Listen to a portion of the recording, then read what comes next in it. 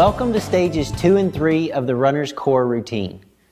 After completing stage 1, your core is now stronger and more coordinated. In stages 2 and 3, we'll advance the exercises to provide a greater challenge to your core. We'll also begin to integrate some movements that mimic the demands of running.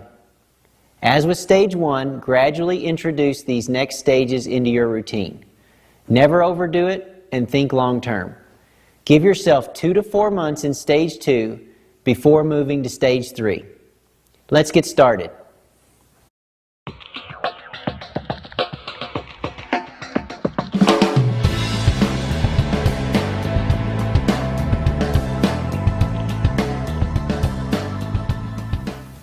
Just as in stage 1, we begin with the front plank.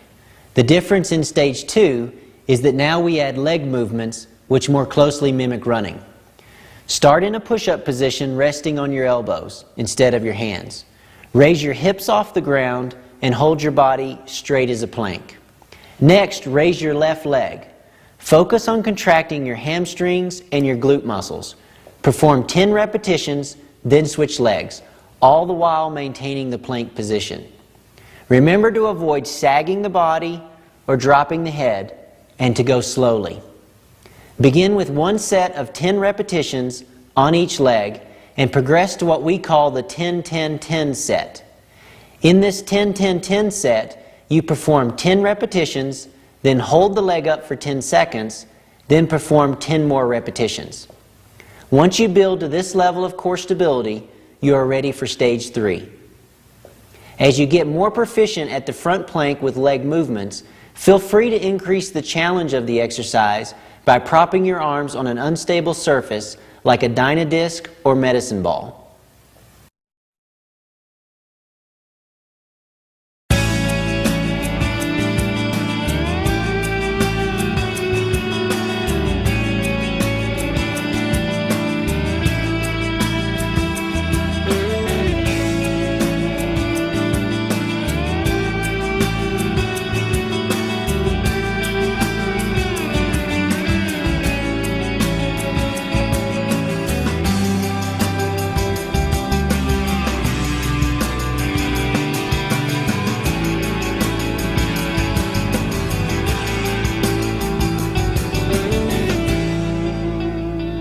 The second exercise is the side plank with leg raises. Similar to the front plank, you assume the side plank position and hold it while you perform leg raises. Begin with 10 repetitions, then switch to the other side. Progress to the 10-10-10 set and then proceed to stage 3. This exercise is vital for runners as we often have weak hips. Our tendency is to perform them too quickly, but slow movements provide a better stimulus to get stronger. So go slow and take your time.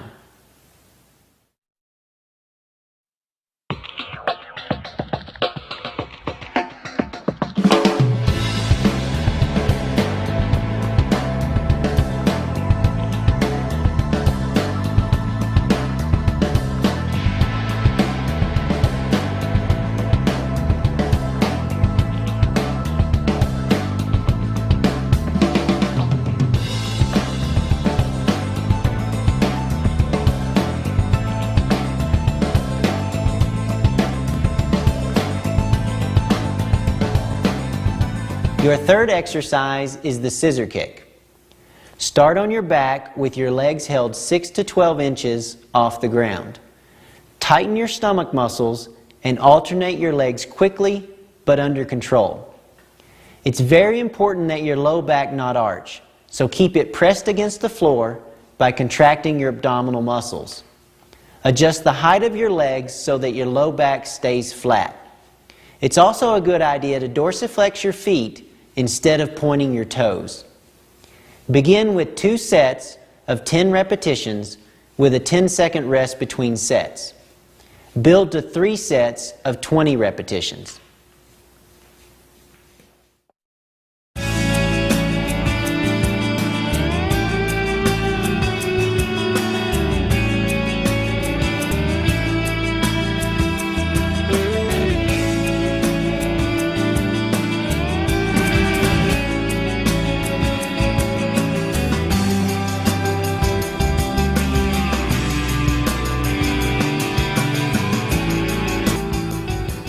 As in stage 1, your fourth exercise is the metronome.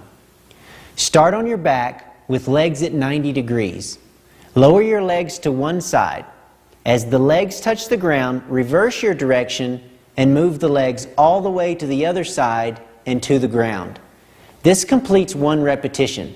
In stage 2, start with 15 repetitions and build to 25.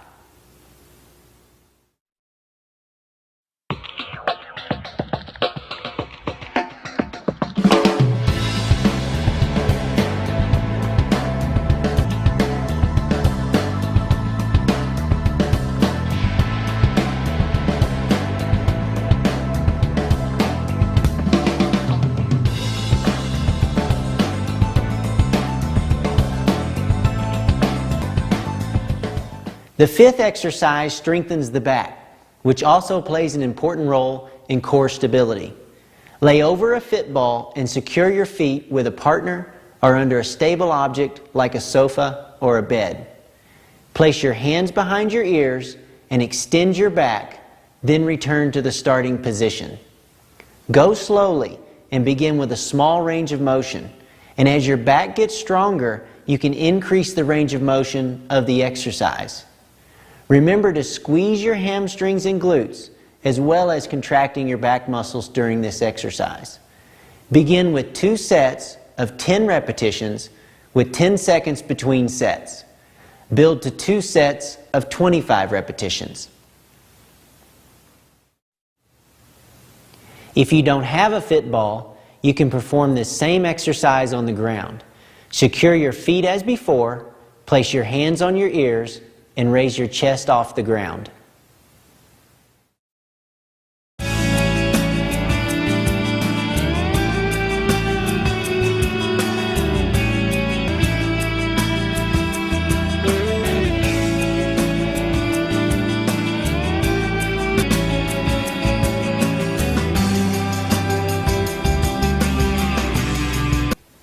The next exercise is the bicycle crunch with a twist. This exercise challenges the core much like running does, in that the muscles must stabilize the core while the arms and legs move. Begin on your back and tighten your stomach muscles. As you crunch forward, twist toward the opposite side. At the same time, move your legs in a running motion so that the knee comes up toward the elbow. Alternate this movement quickly but under control. Begin with 10 repetitions and build to 25.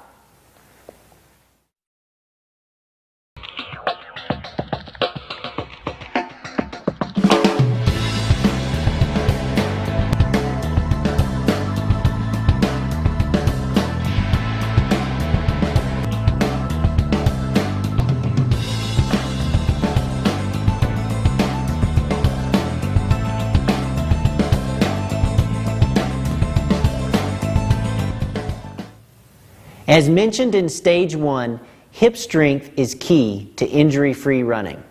The Jane Fonda exercise is one of the best, and in stage 2, we modify it to get an even greater stimulus for the hips.